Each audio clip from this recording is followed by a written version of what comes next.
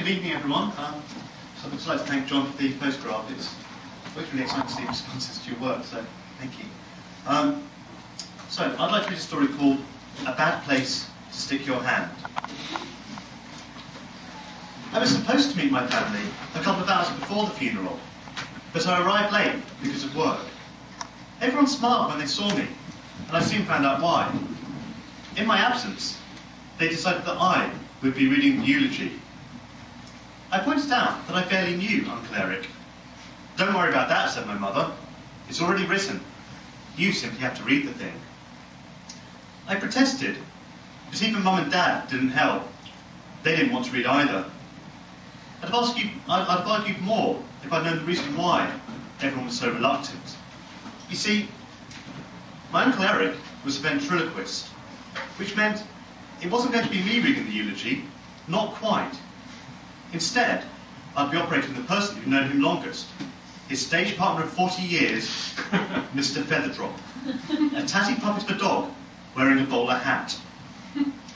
My father passed me the puppet and the notes, written by Uncle Eric before he died. "You should go to church and practice," said my mother. The building was empty when I arrived, and small enough that I wasn't too intimidated.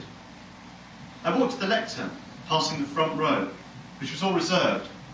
Little cards reading, "Mr. Smith" and "Guest," "Mr. Arrowright" and "Guest," a line of men and their companions. Ventriloquism takes years to master. I didn't want to dishonour Uncle Eric's memory by gottle of gearing my way through the service. No, I would let my lips move. As long as I kept Mr. Featherdrop's lips moving too, people would understand. Nobody could expect him to be at his best under the circumstances. I was in the middle of my second read-through when a man entered with a giraffe on his arm. He walked over to clap me on the shoulder, introducing himself as Mr. Arrowright.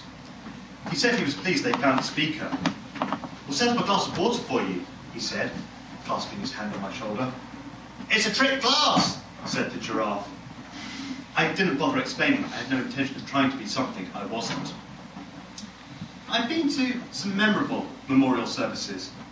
The drunken limbo contest at my great-aunt Mabel's wake will be forgotten by no one. And for quite different reasons, I will never forget Uncle Eric's service.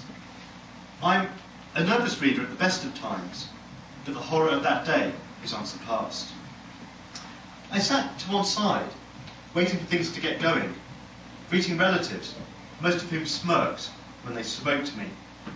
Among the faces I knew, and those I'd seen in the pub, were others I didn't recognise, including a series of men with a guest each, a shabby old puppet on their right arm.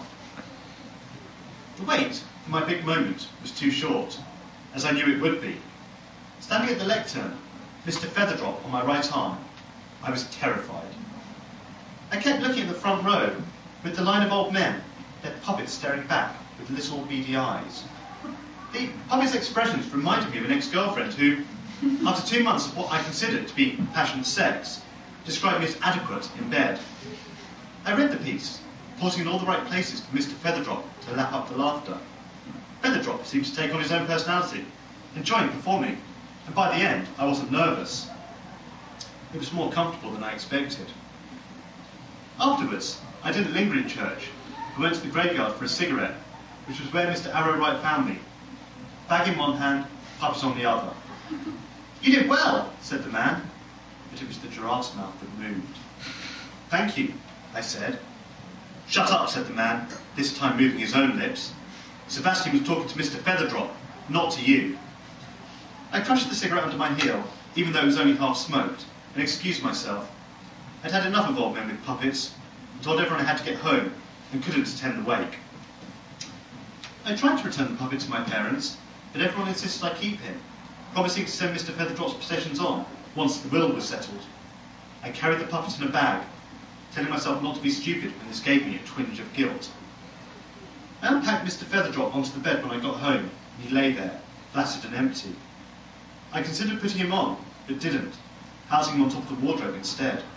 Sometimes, at night, even when it was dead dark, I could feel him looking at me, and my arms would itch. I don't know why, but I left him alone. What could be wrong about trying on my uncle's puppet? A new girlfriend stayed over the first time and saw Mr. Featherdrop watching from the wardrobe. She blushed. "Can you, perform with him?" she said. And I knew I was doomed.